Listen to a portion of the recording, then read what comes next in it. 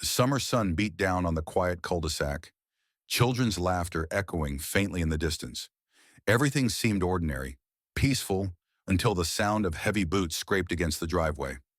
A man in uniform, his face locked with disdain, hovered over a young black woman 8 months pregnant. His voice rose, sharp and commanding. "You don't belong here. You people never follow the rules." Neighbors peered from behind curtains as her hands trembled, clutching her belly. She tried to speak, but he cut her off. This wasn't just a warning, it was harassment, laced with racial venom. And what the officer didn't know was that his actions were about to set off a chain of events that would change the entire neighborhood forever.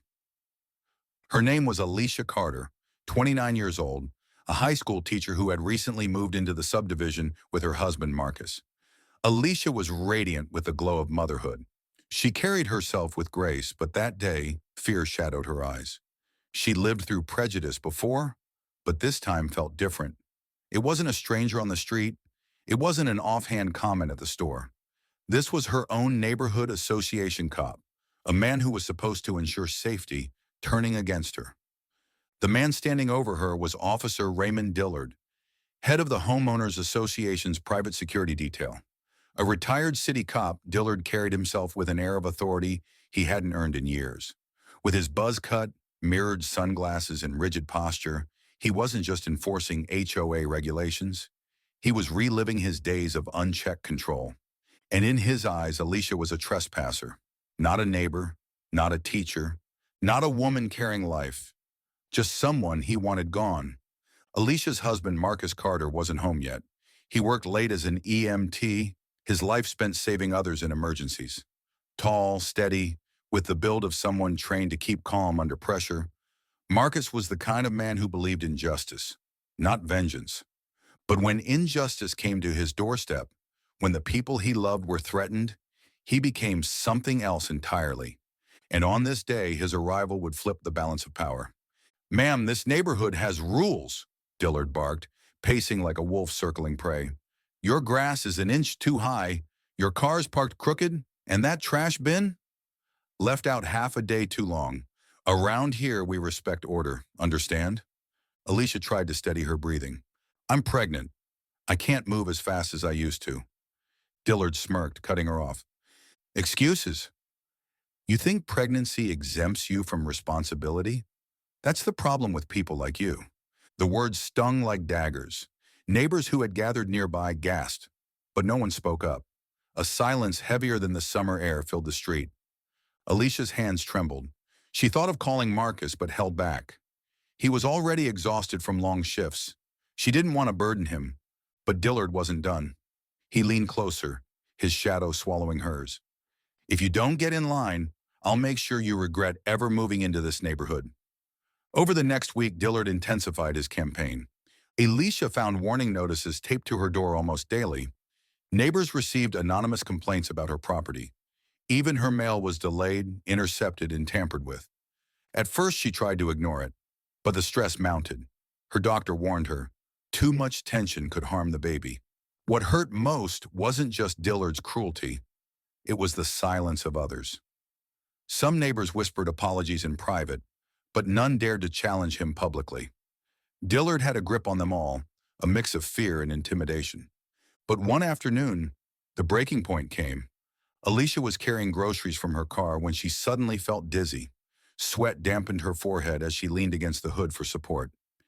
That's when Dillard appeared again, his voice like venom. "Leaving your car out again? You'll get a fine, unless, of course, you want me to make it disappear." Alicia's breath hitched. "I can't. I need a minute. Please." "Pathetic," he sneered, stepping closer. "You think anyone's going to protect you? This is my neighborhood." A neighbor across the street, an elderly woman named Mrs. Ellison, opened her window. "Leave her alone," she shouted. Dillard turned sharply, his glare silencing her instantly. "Mind your business, ma'am." Alicia's legs gave out. Her grocery bag spilled, oranges rolling across the pavement. She clutched her belly as fear spiked through her chest. And just then, the sound of tires screeched at the corner. A dark SUV pulled up fast. Marcus had come home. The SUV door slammed shut and Marcus Carter stepped out, his EMT badge still clipped to his belt. His eyes scanned the scene in seconds, his wife trembling on the ground, groceries scattered, and Dillard looming over her. Marcus's jaw clenched. He rushed to Alicia, kneeling beside her. "Baby, are you okay? Breathe. I've got you." Alicia's voice was shaky. He wouldn't stop. He kept threatening me. Marcus's steady hands rested on her shoulders, but his eyes locked onto Dillard like steel. "What did you say to my wife?"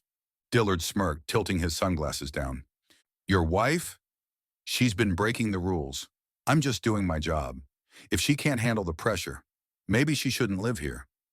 Marcus stood tall, towering over Dillard by a few inches. His voice was calm but laced with fire. "You're harassing a pregnant woman. My pregnant wife.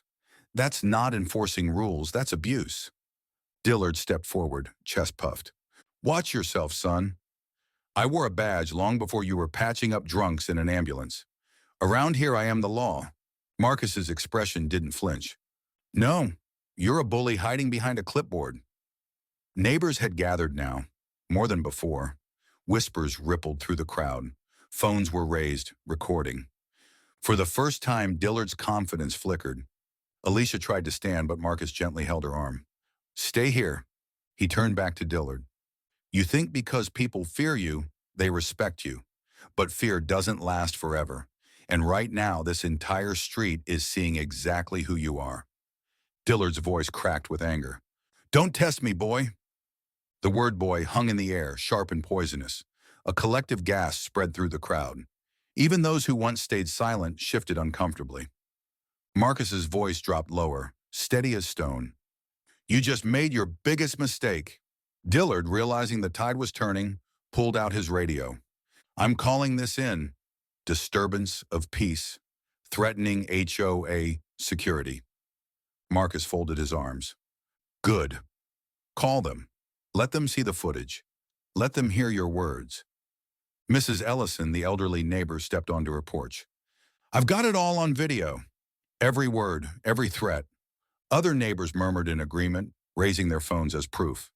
Dillard's face flushed red. "You're all making a mistake siding with them." But for the first time, the them wasn't silent. Minutes later, 2 squad cars rolled into the cul-de-sac, lights flashing. Real police officers stepped out. Dillard straightened his uniform, strutting toward them. "Officers, glad you're here. These people are causing trouble. That woman's been breaking every HOA rule in the book." The officers glanced at Marcus, then at Alicia, still holding her belly. Before Dillard could continue, Mrs. Ellison's shaky voice rang out. "Check our phones." He's been harassing her for weeks. One by one, neighbors stepped forward, offering videos, recordings, screenshots of Dillard's threats. The officers looked at each other, then turned to Dillard. "Sir, we need you to step aside." Confusion rippled across Dillard's face. "What? I'm one of you." "No," one officer corrected firmly. "You're a retired officer. And right now, you're under investigation for harassment and intimidation." Gasps filled the street. Marcus helped Alicia to her feet, his arm protectively around her. He turned to Dillard, his voice carrying across the crowd. "You thought you could break her spirit because she's black, because she's pregnant, because she's new here. But today you learned she's not alone. She has me. She has this community, and she has the truth." Dillard tried to protest, but the officers guided him toward the squad car. His voice cracked with desperation. "You'll regret this. All of you." But no one moved. No one looked away. For the first time, the community stood together. The clink of handcuffs echoed louder than the murmur of the crowd. For the first time, Raymond Dillard's swagger disappeared. His shoulders slumped, his eyes darting to the neighbors who once avoided his gaze but now stared at him with unflinching judgment. "You can't do this to me," he muttered as the officers guided him toward the squad car. "I kept order here. I was protecting the neighborhood." But one officer shook his head. "Protecting people doesn't look like harassment. It doesn't look like threatening a pregnant woman. You've crossed a line, and it ends today." The door slammed shut. Dillard's reflection in the car window was that of a man stripped of power. Silence lingered in the cul-de-sac as the squad cars rolled away. Then slowly, the silence broke. Neighbors stepped forward, hesitant at first, then emboldened. Mrs. Ellison walked up to Alicia, placing a trembling hand on her shoulder. I should have spoken up sooner. I'm so sorry for what you've gone through. Another neighbor added, we all saw it happening, but we were scared. You reminded us today that silence makes us part of the problem. Alicia's eyes welled with tears, not from weakness, but from the release of weeks of stress. Marcus stood beside her, steady as a rock, his arm wrapped protectively around her. Together, they didn't just survive, they changed something. In the weeks that followed, the HOA board called an emergency meeting. For the first time, residents filled the room, wall to wall. Dillard's removal was swift, but the conversation didn't end there. The neighbors, emboldened by what they had witnessed, demanded accountability, transparency, and fairness. Alicia was asked to share her story publicly. With Marcus at her side, she spoke, not just of her harassment, but of the toll silence takes when injustice festers unchecked. The story spread beyond the neighborhood. Local news outlets covered it, social media amplified it. Soon, what started as one woman's harassment became a rallying point for change. Months later, Alicia gave birth to a healthy baby girl.